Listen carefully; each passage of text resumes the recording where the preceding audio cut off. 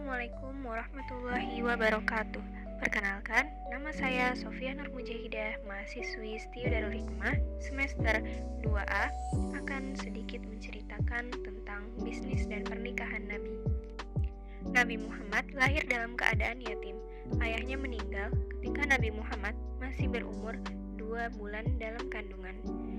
Kemudian, di usia beliau yang ke-6 tahun, ibunya yang bernama Aminah juga meninggal dunia. Setelah menjadi yatim piatu, Nabi Muhammad tinggal dan diasuh oleh kakeknya, yaitu Abdul Muthalib. Namun, di usianya yang ke-8 tahun, kakeknya meninggal dunia, sehingga pamannya yang bernama Abu Thalib merawatnya. Saat tinggal bersama pamannya, Nabi Muhammad sudah bisa mencari uang sendiri dan menggembala kambing milik penduduk Mekah dengan upah beberapa kiroat.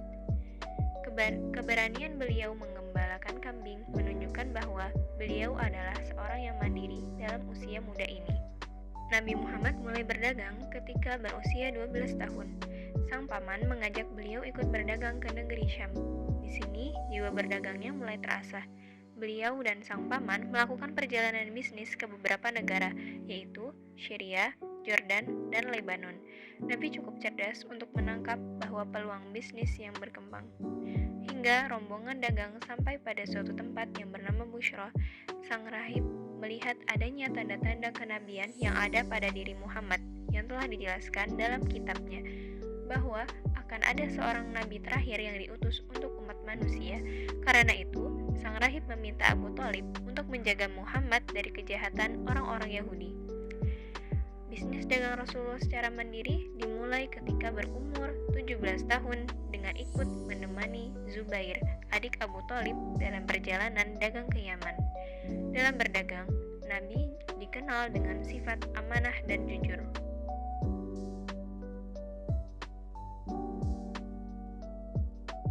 Siti Khadijah adalah seorang bangsawan kaya raya dan juga seorang dari suku yang dihormati. Berasal dari keluarga Banu Asad, Siti Khadijah bertambah kaya setelah 2 kali ia menikah dengan keluarga Makhzum, meskipun pada akhirnya ia menjanda, sehingga dia menjadi seorang penduduk Mekah yang terkaya dan ia menjalankan dagangannya itu dengan bantuan ayahnya Khuwailid dan beberapa orang kepercayaannya. Kesuksesan perdagangan Siti Khadijah telah terdengar hingga ke pelosok negeri, tak terkecuali Abu Thalib yang mengetahui bahwa Khadijah sedang menyiapkan perdagangan ke suatu negeri lain. Ketika paman Nabi mendengar bahwa Khadijah akan menyewa orang Quraisy untuk menjalankan dagangannya, Abu Thalib bertanya kepada Muhammad, apakah beliau ingin bekerja dengan Khadijah yang sangat terkenal itu? Maka setelah Muhammad setuju dengan perkataan pamannya, pergilah Abu Thalib menghadap kepada Khadijah untuk meminta izin bahwa keponakannya akan ikut berdagang bersama pedagang yang lain. Sebagai seorang pengusaha yang berpengalaman, Siti Khadijah mencari sosok yang jujur serta amanah dalam menjalankan perdagangannya. Khadijah pun tahu bahwa Muhammad adalah sosok yang dia cari. Kegiatan perdagangan yang dipercayakan kepada Muhammad mendapatkan keuntungan yang berlipat ganda. Hal ini membuat Khadijah semakin yakin akan pendapatnya terhadap Muhammad. Selama perjalanan perdagangan tersebut, Maisarah selaku pendamping Muhammad yang diutus Khadijah sangat mengagumi akhlak dan kejujuran Muhammad dan dilaporkannya hal itu kepada Khadijah. Sekembalinya Muhammad ke Mekah dari kegiatan perdagangan yang membawa barang dagangan Khadijah, ia memperhatikan hartanya terjaga dengan baik. Hasil perdagangan pun sangat berkah, yang sebelumnya belum pernah ia dapatkan. Semakin banyak cerita yang didengar oleh Khadijah mengenai Muhammad, menimbulkan kesan mendalam di hati Khadijah.